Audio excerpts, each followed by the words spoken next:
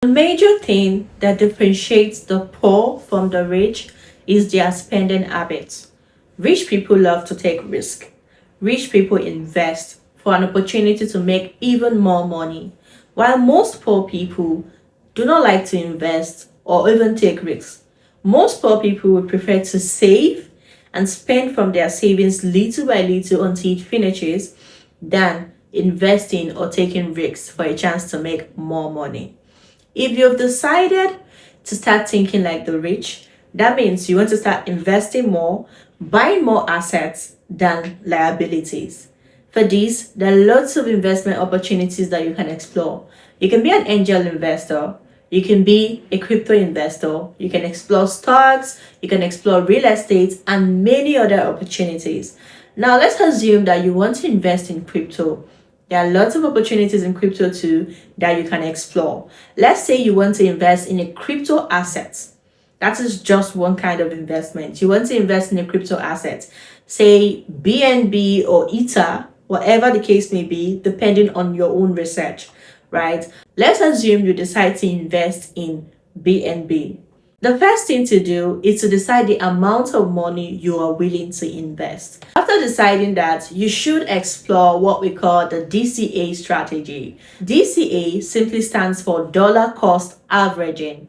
It is an investment strategy where you buy a fixed amount of an asset at regular intervals instead of buying it all at once.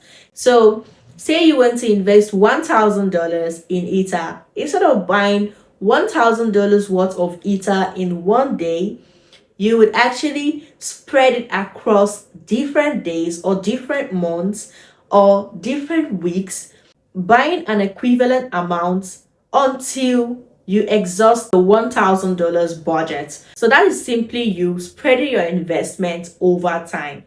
So $1,000 investment in Ether would be something like $100 worth of Ether, but every week for 10 weeks, or $50 worth of Ether, but every week for 20 weeks.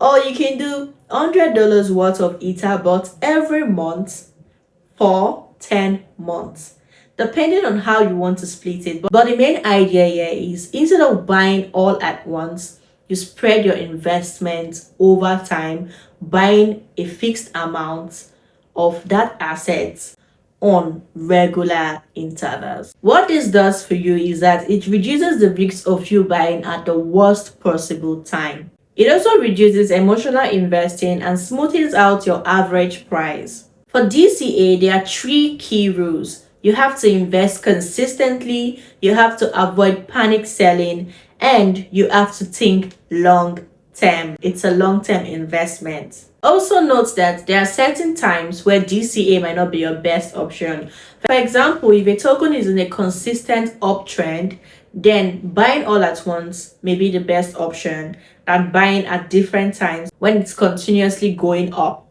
But in general, the DCA strategy is very popular because it reduces risks and stress. Because if, for example, you invest your $1,000 in Ether in one day, and let's say there's a dip the next day, immediately you are at a loss, right? But if you're investing little by little over time, it smoothens out, right? And because you're bought at different time, your risks will be greatly reduced. And that's it for me today.